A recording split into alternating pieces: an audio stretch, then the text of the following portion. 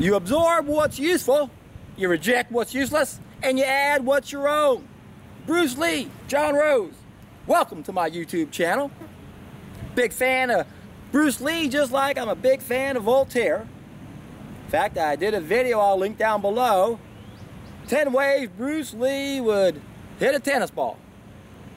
I like Bruce Lee because we think a lot alike. He looks at the big picture, absorbs what's useful, rejects what's useless, and adds what's your own. Can you think of anyone else who rejects what's useless? Voltaire.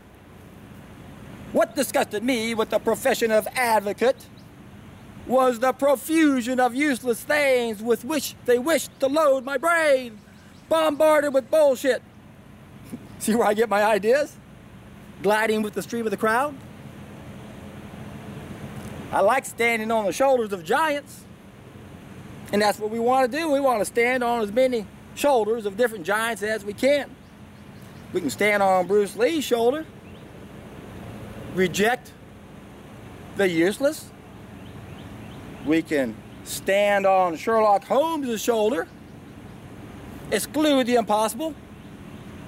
We can stand on Voltaire's shoulder.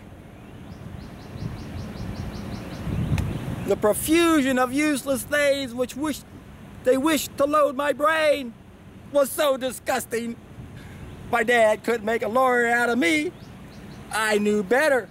I rejected what's useless. That's what we got to do. Reject what's useless. How simple can that be? Well, problem is, we don't know the difference, do we? Again, our brains have been bombarded by bullshit. It's the profusion of all those useless things with which they wished to bombard our brain, load our brain.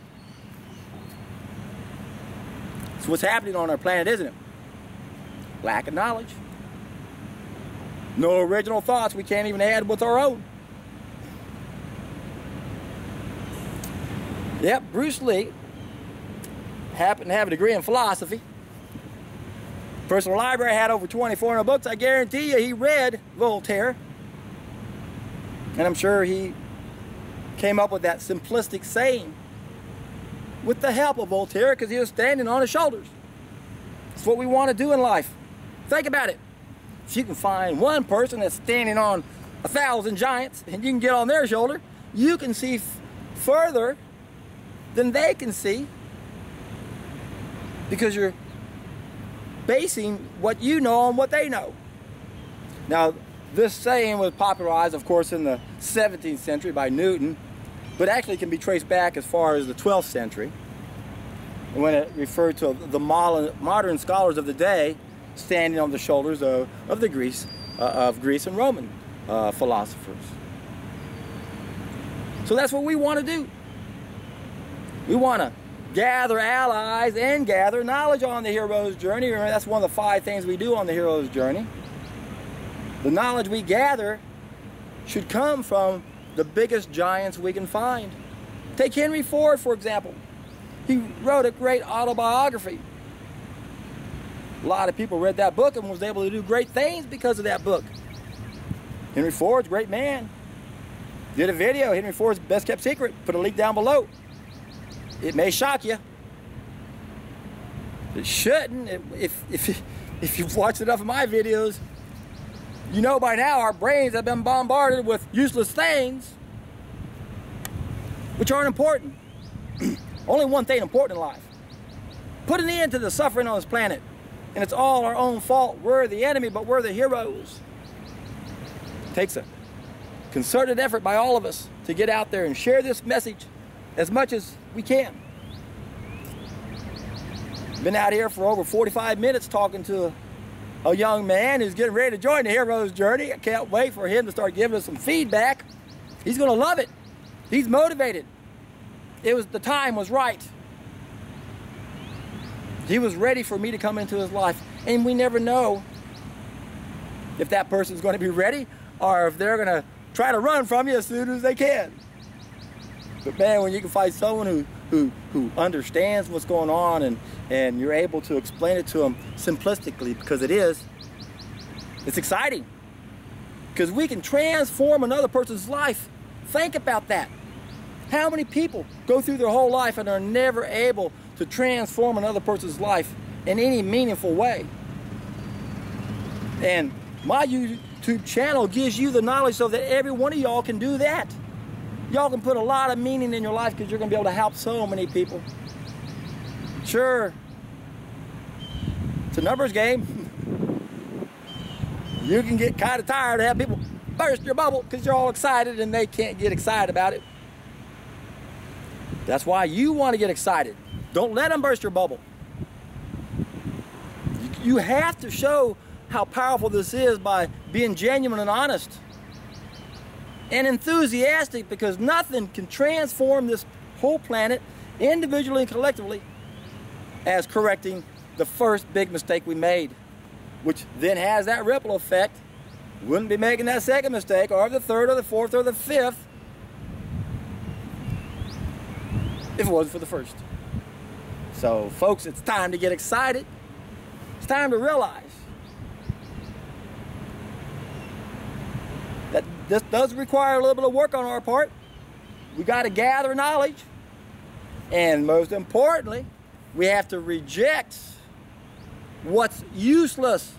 Our current medical system, useless except for emergencies, except for things outside of our control, which only represents a small percentage of what they're doing. We have to reject what our so-called experts in nutrition say, because they don't know.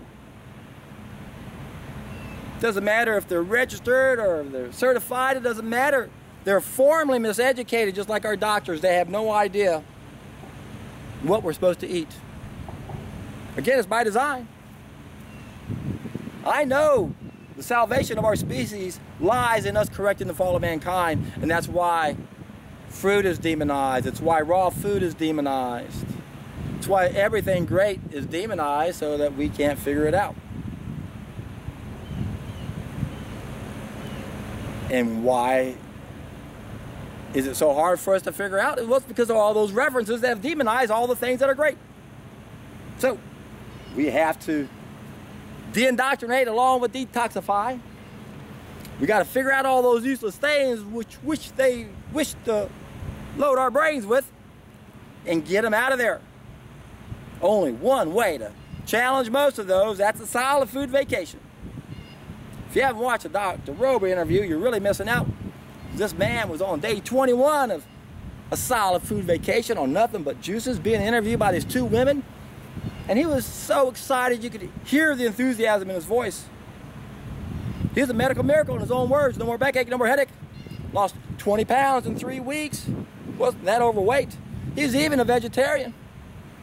And was still able to drop his cholesterol 100 points in 3 weeks on a solid food vacation. He was a vegetarian. Did you hear what I said? Cholesterol dropped 100 points. His blood pressure normal. As an ER physician, he thought his equipment was busted because nothing brings down blood pressure that fast. And yet, it was normal. And it was high before. Powerful, powerful, powerful stuff. You have to listen to this and appreciate what happens when we stop wasting energy every day of our lives processing the junk we've been eating. And I guarantee you, when we can do that and jump on that solid food vacation, go the distance, ow! We're in for a treat.